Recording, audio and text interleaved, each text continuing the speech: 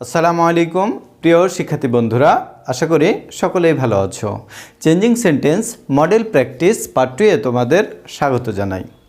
বরাবরের মতো আজকের পাঠেও আমি একটি মডেল কোশ্চেন অর্থাৎ 10টি প্রশ্ন নিয়ে আলোচনা করব। তোমরা প্রথম প্রশ্নটি দেখতে পাচ্ছ, Raju college is one of the best educational institutions in the entire country. বাংলাদেশের রাজু কলেজ সবচাইতে একটি ভালো প্রতিষ্ঠান। এই সেন্টেন্সটি পজিটিভ করতে বলেছে। অন অফ দ্য অর্থাৎ এই সেন্টেন্সটি হচ্ছে সুপারলেটিভ 3 নাম্বার ফর্ম। তাহলে আমরা পজিটিভ করব কি দিয়ে? যেহেতু অন অফ দ্য এটি হচ্ছে 3 নাম্বার ফর্ম ডিগ্রির, পজিটিভ করব আমরা ভেরি ফিউ দিয়ে। ভেরি ফিউ বয়েজ, তাহলে বয়েজের স্থানে কি দিব? ইনস্টিটিউশনস।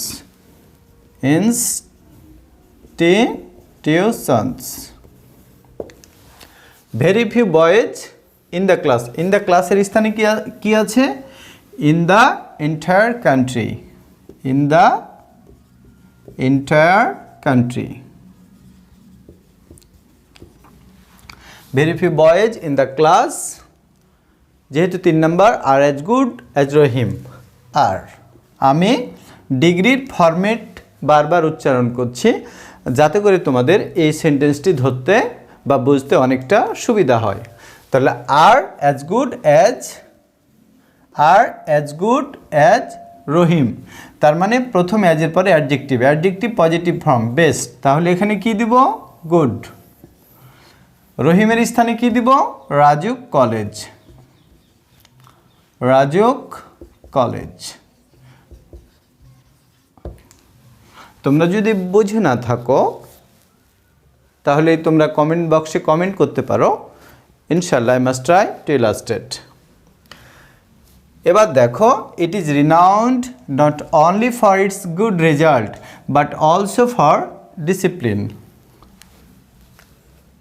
শিক্ষার্থী বন্ধুরা, তোমরা জানো নট অনলি বাট অলসো এই সেন্টেন্সটি নেগেটিভ করতে বলেছি অ্যাফার্মেটিভ।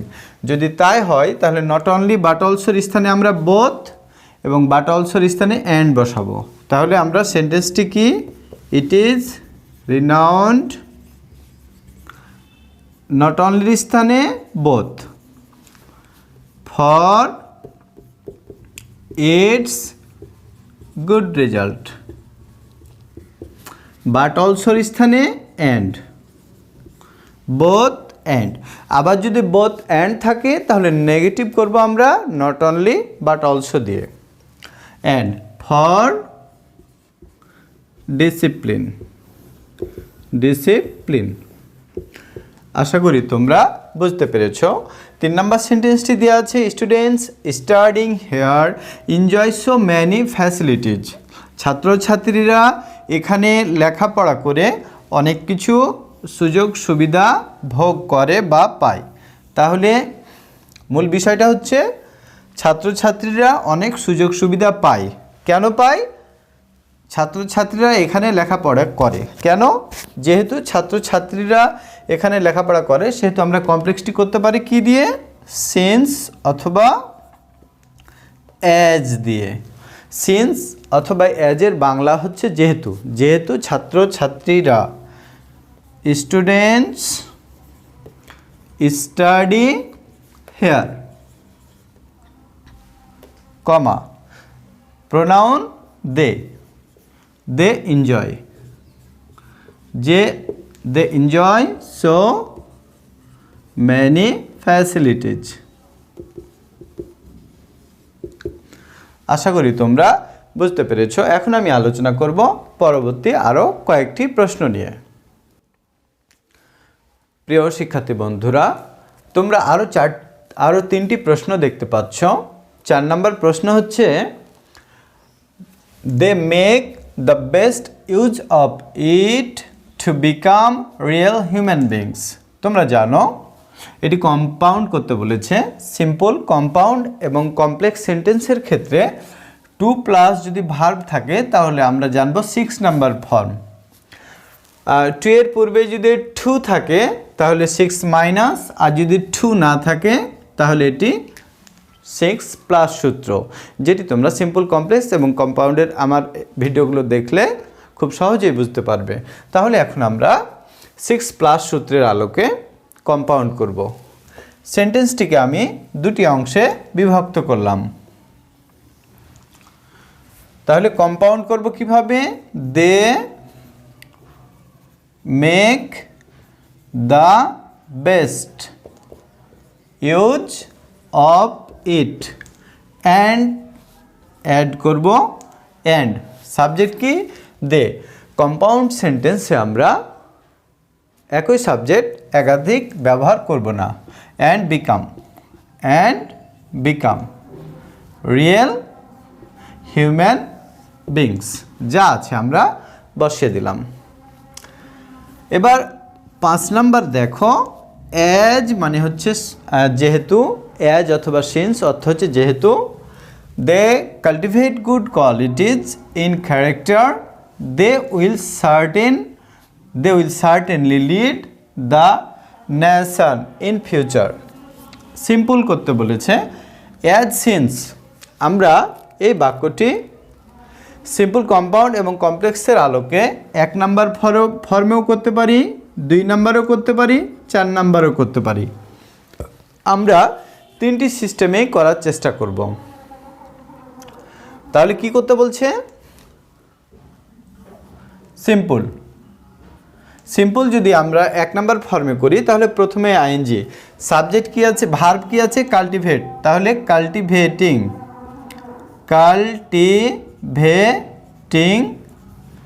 গুড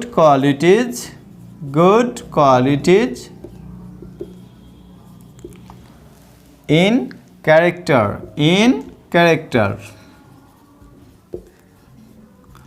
সাবজেক্ট কি? They, comma they will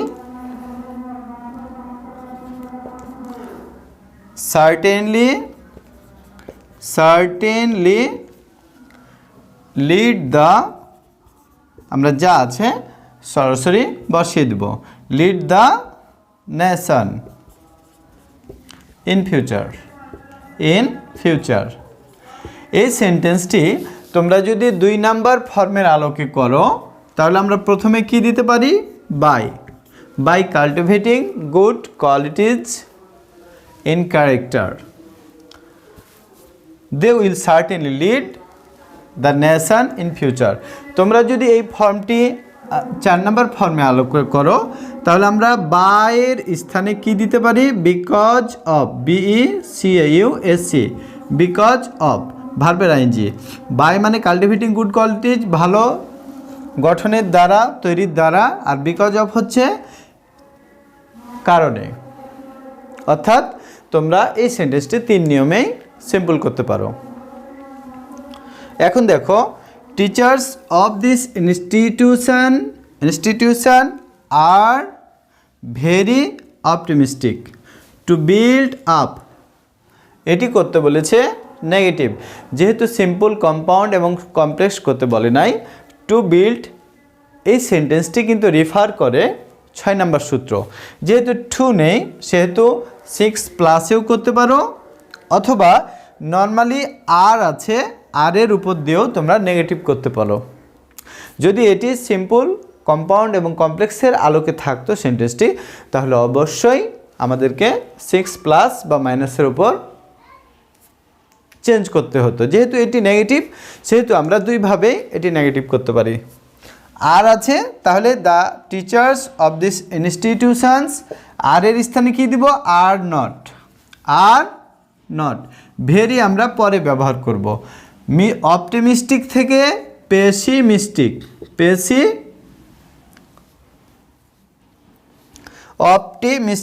pessimistic যা আছে আমরা to build up the career of them বসিয়ে দেব। তার পূর্বে ভেরি থেকে আমরা কি করব? অ্যাটল, ভেরি থেকে at all, to build up the career of them. আশা করি তোমরা বুঝতে পেরেছ। এখন আমি পরবর্তী আরও কয়েকটি প্রশ্ন নিয়ে আলোচনা করব।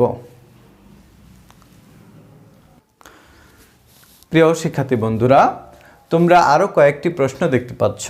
এখানে 7 নম্বর প্রশ্ন দেয়া আছে, all faculty members try heart and soul to keep its stem upright. করতে বলেছে ইম্পারেটিভ। তোমরা জানো ইম্পারেটিভ করার বেশ কিছু নিয়ম আছে। এই নিয়মগুলো যদি এখন আমি আলোচনা করি তাহলে ভিডিওটি অনেক বড় হয়ে যাবে। Imperative sentence, how to make imperative into assertive, assertive into imperative, এই টপিকের ওপর 2টি আমার ভিডিও দেওয়া আছে। তোমরা সেখান থেকে দেখে নিও কিভাবে ইম্পারেটিভ সেন্টেন্স করতে হয়। আমি তারপরও শর্টকাট একটি কথা বলতে চাচ্ছি। কোনো সেন্টেন্স যদি ইউ দিয়ে শুরু হয় তাহলে ইউ ঢেকে নিলেই ইম্পারেটিভ হয়ে যায়। যেমন ধরো, you go to school, you ঢেকে নাও, আড়াল করো, ইউ গো টু স্কুল। দেখো, ইউ ঢেকে নিলেই সেন্টেন্সটি ইম্পারেটিভ হয়ে যায়, গো টু স্কুল। আর যদি ইউ না থাকে সেন্টেন্সের প্রথমে, তাহলে আমাদেরকে প্রথমেই লেট নিতে হবে। দেখো, অল ফ্যাকাল্টি মেম্বার্স, ইউ নেই, তাহলে আমরা প্রথমে কী দেব? লেট।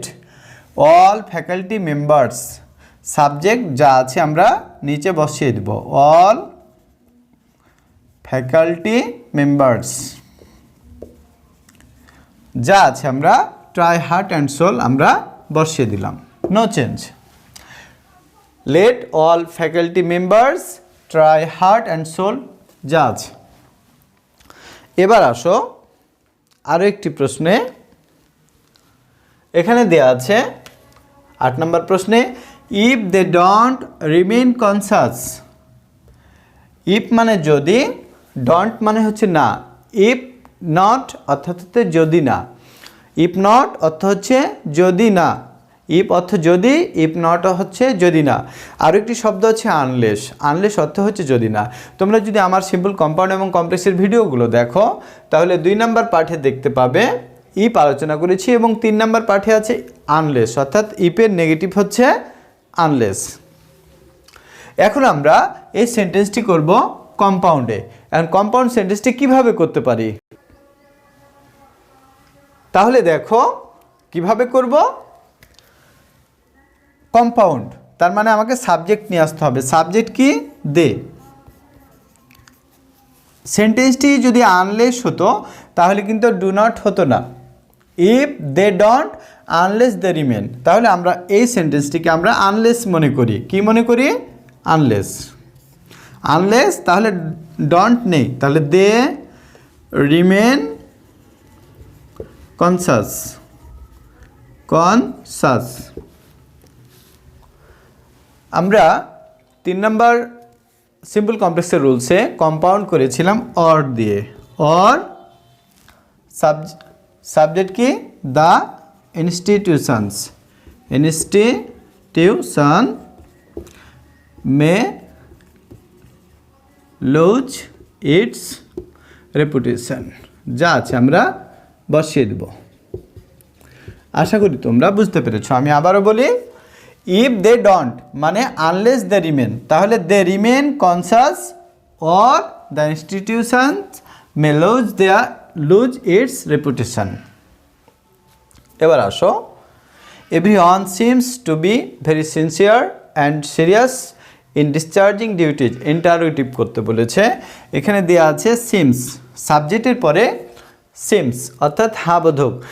তোমরা জানো ইন্টারোগেটিভ সেন্টেন্স যদি করতে বলে হাবোধক বাক্য থেকে তাহলে ওটা আমরা না বোধক করে দেবো। যেহেতু seems subject third person singular, তাহলে আমরা ডু দিব না, কি দেবো? Does not. Does not everyone, EVERY, everyone. SIM, seems থেকে সিম, টু বি ভেরি সিনসার যা আছে আমরা বসিয়ে দেব। এখন একটি বিষয়, এই সেন্টেন্সটি আরও একটি নিয়মে করা যায় ইন্টারোগেটিভ। কীরকম? Every mother loves her child, every mother loves her চাইল্ডের নেগেটিভ হচ্ছে no mother hates her child. তাহলে এখন আমি মুখে মুখে বলছি every mother loves, no mother hates. একটি হচ্ছে হাবোধক আর অপরটি হচ্ছে নাবোধক। তাহলে এভরি, নো, এই ধরনের সেন্টেন্স যদি তোমরা ইন্টারোগেটিভ সেন্টেন্স করো তাহলে প্রথমে হু দিবে। এভরি মাদার লাভস হাবোধক, তাহলে who does not love. No mother hates, তাহলে হু হেটস আ চাইল্ড। আশা করি তোমরা বুঝতে পেরেছো। হ্যাঁ বোধক হলে হু ডাজ নট, না বোধক হলে হু দিয়ে ভার্ব যা আছে, তাহলে এভরিওয়ান এটি হ্যাঁ বোধক, তাহলে আমরা কী নিব ইন্টারোগেটিভে প্রথমেই হু, যেহেতু এটি হ্যাঁ বোধক তাহলে who does not seem to be very sincere যা আছে আমরা বসিয়ে দেব। আশা করি তোমরা সেন্টেন্সটি বুঝতে পেরেছ। এখন আমি আরও একটি প্রশ্ন আলোচনা করে আজকের পাঠটি আমি শেষ করব। প্রিয় শিক্ষার্থী বন্ধুরা, এখন তোমরা আরও একটি প্রশ্ন দেখতে পাচ্ছ, it's high time to love this motherly institution. প্রশ্নটি করতে বলেছে প্যাসিভ ফর্মে। এই প্রশ্নটি আজকে 10টি প্রশ্নের মধ্যে সবচেয়ে ইম্পর্টেন্ট এবং একটু জটিল। এই ধরনের সেন্টেন্স প্যাসিভ করার ক্ষেত্রে আমি অ্যাক্টিভ টু প্যাসিভ ফর্মে 16টি ভিডিও দেওয়া আছে, সেখানে এই ভিডিওটি 2 নিয়মে করা আছে। আমি ঠিক ওভাবেই আলোচনা করার চেষ্টা করছি। তোমরা যদি আরও একটু ডিপলি এটি শিখতে চাও তাহলে অবশ্যই তোমরা আমার ভয়েস চেঞ্জিং প্লেলিস্ট থেকে 16টি ভিডিও এবং ওখানে এটি হাই টাইমের রুলসের আলোকে অ্যাক্টিভ টু প্যাসিভ করা আছে, তোমরা সেখান থেকে দেখে নিতে পারো। তাহলে আমরা কিভাবে এই সেন্টেন্সটি প্যাসিভ ভয়েস করব, আমরা 2 নিয়মে করব। ইট ইজ হাই টাইম, 2 নিয়ম। ইট ইজ হাই টাইম, তারপরে আমরা দেব ফর অথবা দ্যাট। দেখো টু প্লাস ভার্ব আউট, তাহলে অবজেক্ট কি দিস মাদারলি ইনস্টিটিউশনস, ফর এবং দ্যাটের পরে আমরা অবজেক্ট নিয়ে আসবো, this motherly institution, this motherly institution. দেখো তোমরা যদি ইট ইজ টাইম এবং হাই টাইমের পরে যদি ফর নাও তাহলে আমরা টু বি নিব, ফর নিলে টু বি এবং দ্যাট নিলে শুড বি। কথাটি অবশ্যই তোমাদেরকে মনে রাখতে হবে। কি বললাম? ইট ইজ টাইম হাই টাইমের পরে ফর দ্যাটের পরে অবজেক্ট, এবং যদি ফর নাও তাহলে লাস্টে টু বি, আর যদি দ্যাট নাও তাহলে লাস্টে শুড বি। টু লাভ ভার্বের পাস্ট পার্টিসিপল ফর্ম লাভড, আশা করি তোমরা অ্যাক্টিভ টু প্যাসিভ করার ক্ষেত্রে the rules of it's high time বুঝতে পেরেছো। তারপরেও যদি তোমরা বুঝে না থাকো বা বুঝতে না পারো কমেন্ট বক্সে কমেন্ট করো, ইনশাল্লাহ I must try to answer it in the time. Changing sentence model question practice part 3-তে আবারও কথা হবে নতুন আরও একটি মডেল কোশ্চেন নিয়ে। সে পর্যন্ত ভালো থেকো। তো আজকের মতো এখানেই শেষ করছি। আল্লাহ হাফেজ।